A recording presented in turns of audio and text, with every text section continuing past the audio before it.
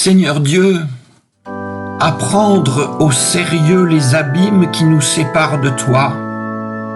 Comment les franchir? Comment parvenir jusque dans ta présence? Heureusement que cela ne dépend pas de nous. Heureusement que ce soit toi qui accomplis le premier pas et qui viens vers nous en Jésus-Christ, ton Fils et notre frère aîné dans la foi et l'humanité. En lui, tu crées un pont entre nous et toi. En lui, tu nous permets de te reconnaître comme Père.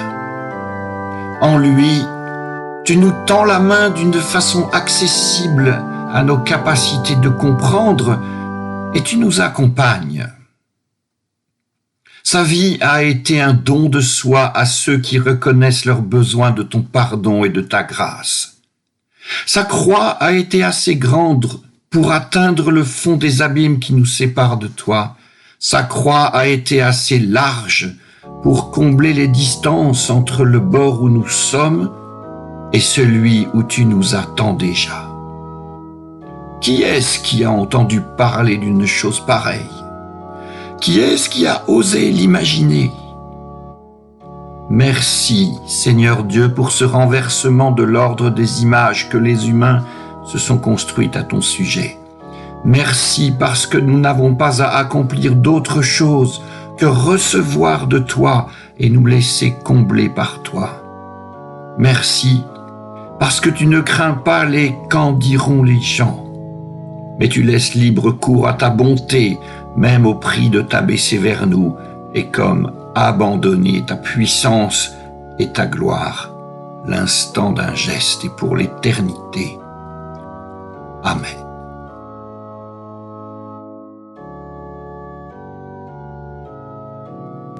Évangile de Jean au 14e chapitre. Verset 15 et suivant. « Si vous m'aimez, dit Jésus à ses disciples, si vous m'aimez, vous vous appliquerez à observer mes commandements. Moi, je prierai le Père, il vous donnera un autre paraclet qui restera avec vous pour toujours. C'est lui, l'Esprit de vérité, celui que le monde est incapable d'accueillir parce qu'il ne le voit pas et qu'il ne le connaît pas. Vous le connaissez, car il demeure auprès de vous et il est en vous. Je ne vous laisserai pas orphelin, je viens à vous. Encore un peu et le monde ne me verra plus, vous me verrez vivant, et vous vivrez vous aussi. En ce jour-là, vous connaîtrez que je suis en mon Père, et que vous êtes en moi, et moi en vous. Celui qui a mes commandements et qui les observe, celui-là m'aime. Or, celui qui m'aime sera aimé de mon Père, et à mon tour, moi je l'aimerai et je me manifesterai à lui.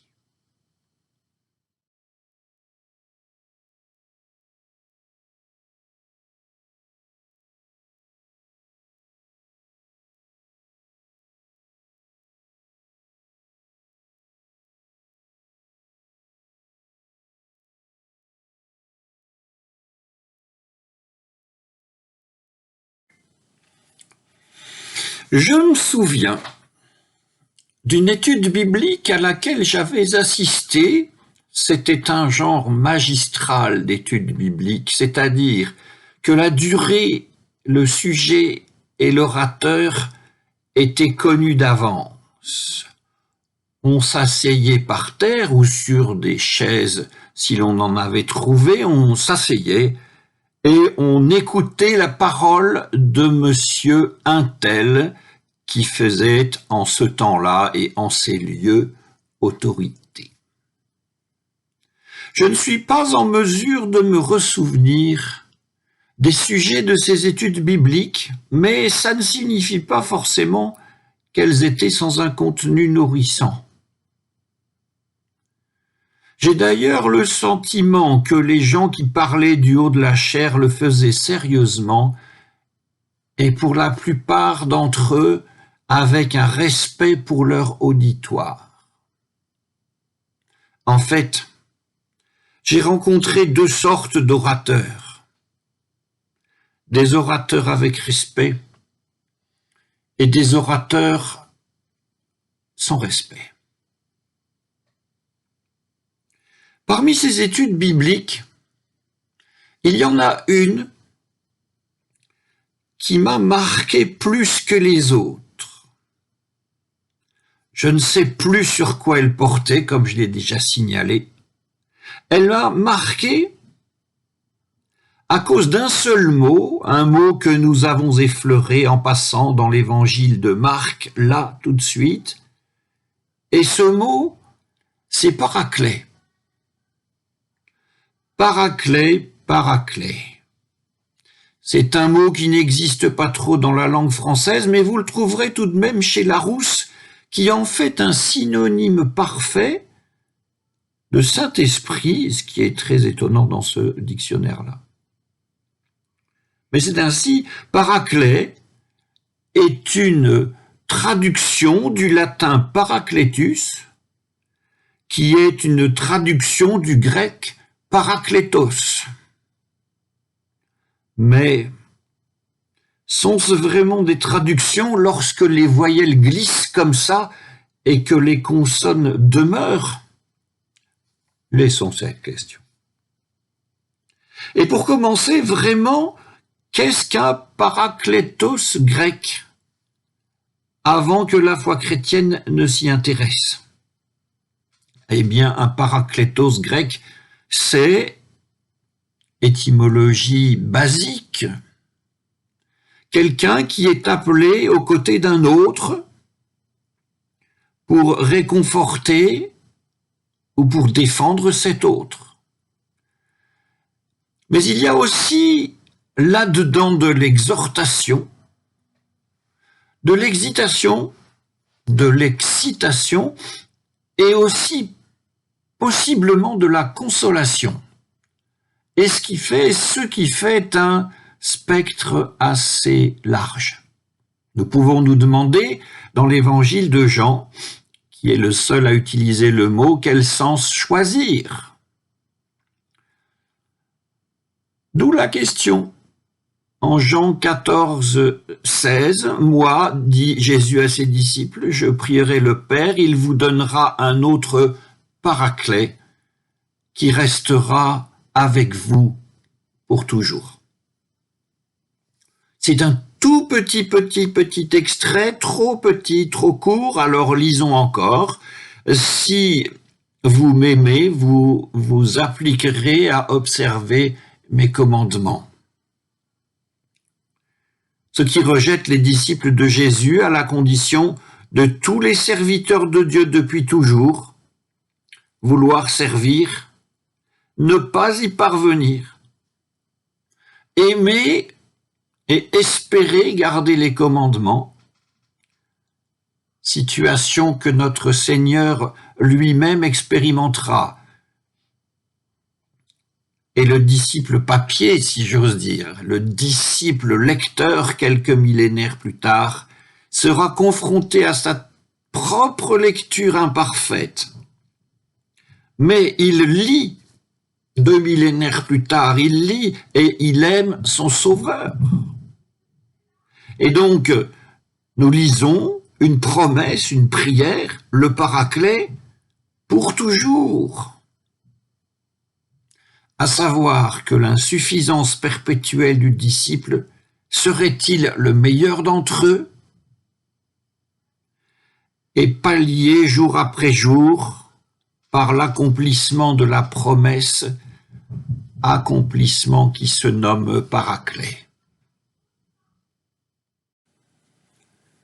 Et nous pouvons ici comprendre pourquoi l'on a appelé paraclet cet accomplissement qui peut avoir une dimension spirituelle et aussi une dimension toute physique. Employer le mot d'incarner n'est pas du tout inconvenant lorsque l'on commente l'évangile de Jean, une dimension grandement et intégralement incarnée. Oui, cette réalité est présente aux côtés du disciple pour lui venir en aide de toutes sortes de manières possibles. Et s'il faut le dire sans brandir d'étendards religieux, nous dirons que ce qui est en œuvre chaque mardi dans ces lieux, au 12 de la rue Montmaury, Vincennes, lorsque 100 repas sont servis à ceux qui se présentent, sans mérite et sans droit, avec juste faim. Cela est du paraclet. Tout autant que ce qui se joue, ce qui se trame même dans les cérémonies religieuses, pleines de mystères et de complexité que nous menons, c'est du paraclet aussi. Voilà, nous sommes arrivés à une sorte de point haut provisoire.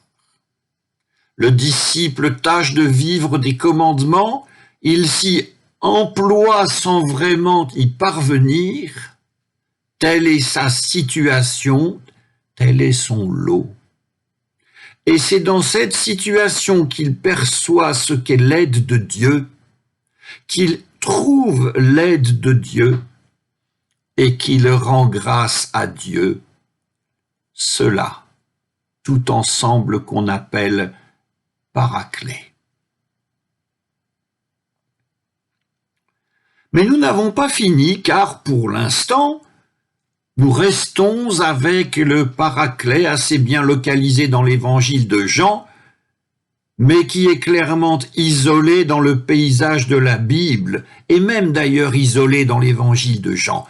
Il y a 4 mentions de lui, point, c'est tout. Oui, il apparaît. Oui, il disparaît. La fonction qui est la sienne, fonction du paraclet, semble bien à la fin échoir à l'Esprit Saint. L'autre, le paraclet s'évanouissant purement et simplement. Mais nous sommes dans l'évangile de Jean, où toutes choses sont étranges, et si les mentions de l'Esprit ne sont pas rares, celles de l'Esprit Saint sont au nombre de 4 aussi, pas plus, et surtout pas plus nombreuses que celles du paraclet. Étrange chose.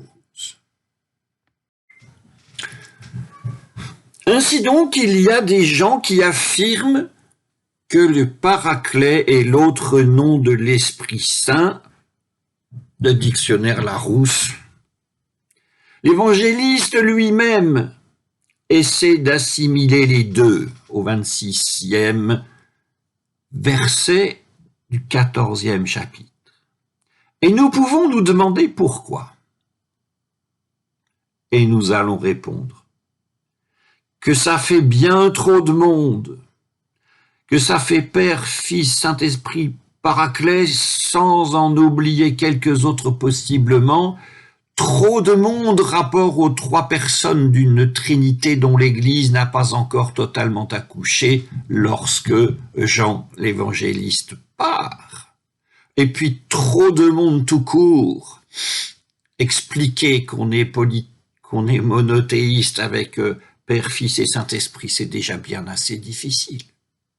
Trop d'appellations donc pour trop de dévotion. Pour trop de formes possibles de la prière, de l'enseignement et des chants, sans parler d'autres choses plurielles encore, épreuves corporelles de la foi. Et si vous ajoutez à cela, par exemple, que chez Paraclet, on ne mange pas de porc, pendant que chez Saint-Esprit, on se refuse à toute restriction alimentaire, c'est moi qui invente, vous avez au final un grand bazar duquel rien de bon ne sort, mais toute violence est possible. Il en sort donc possiblement de la castagne, nous l'avons déjà dit. Mais s'agissant de la bonne nouvelle, d'une bonne nouvelle qui se puisse partager, c'est nada. Est-ce donc alors, avec Paraclet en plus, que tout est fini et que tout est foutu? Les propos rapportés par l'évangéliste, c'est-à-dire propos du Christ Jésus, vont-ils se perdre dans ce fatras? Vont-ils se corrompre?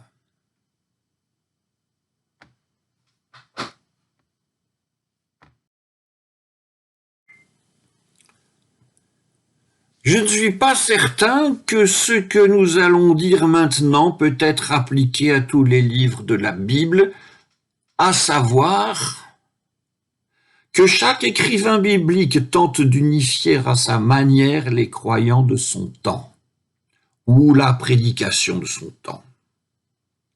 C'est que la notion d'écrivain biblique est une notion qui reste toujours un peu floue. À 8 siècles près, parfois, on ne sait pas qui écrit. Difficile donc de rendre des avis. Mais même, toujours quand même tenter quelque chose, même si c'est pour peu de temps. Tenter par exemple avec le Paraclet, puisqu'il s'agit d'une 4e apparente, ou 5e peut-être, personne de la divinité, ou plusième. Je ne sais pas qu'est-ce que c'est que plusième, mais c'est encore plus. Divinité apparue dans le paysage des piétés proches orientales, méritant suffisamment d'égards pour ne pas devenir un point de rupture et d'affrontement. Ces égards étant d'ailleurs prodigués aux gens, mais aussi aux lieux. Et à la fin, la piété devient assimilatrice. Laquelle des deux assimile l'autre? Et l'on répondra aucune.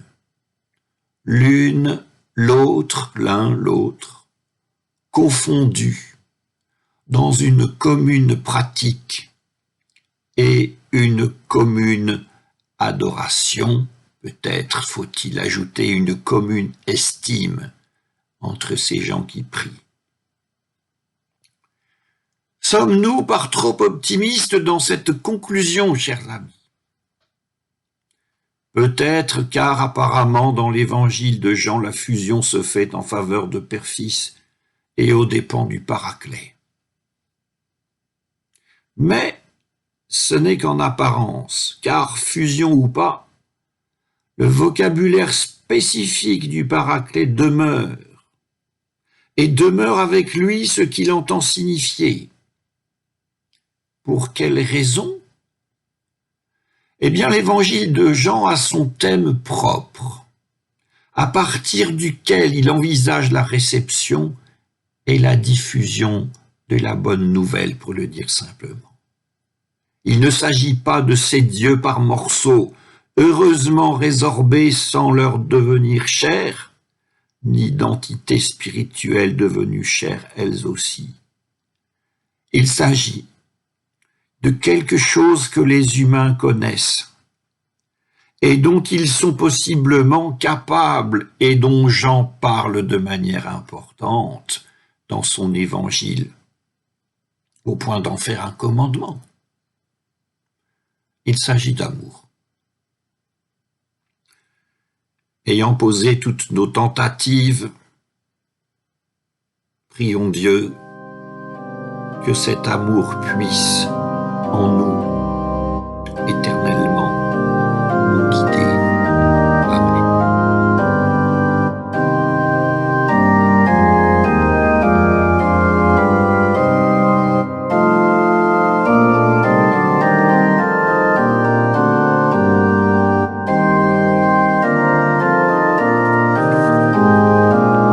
Seigneur Dieu, tu sais mieux que nous-mêmes ce que nous sommes.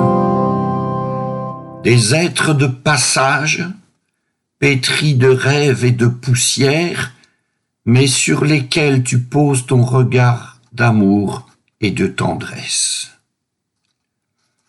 Ce matin, nous voulons te répondre en te disant notre prière comme un engagement. Nous voulons résister aux mots inutiles qui défont plus qu'ils ne construisent.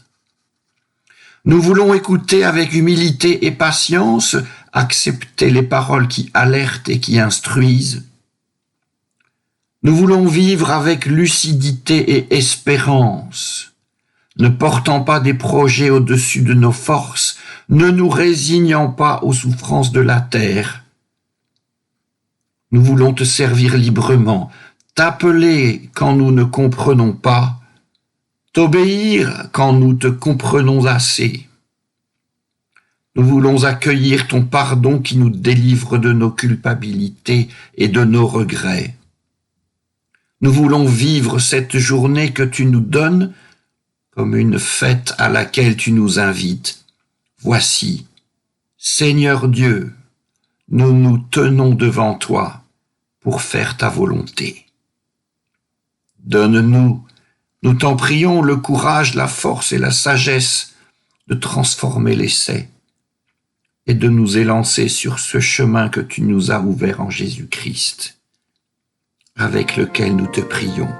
Notre Père qui es aux cieux, que ton nom soit sanctifié, que ton règne vienne, que ta volonté soit faite sur la terre comme au ciel.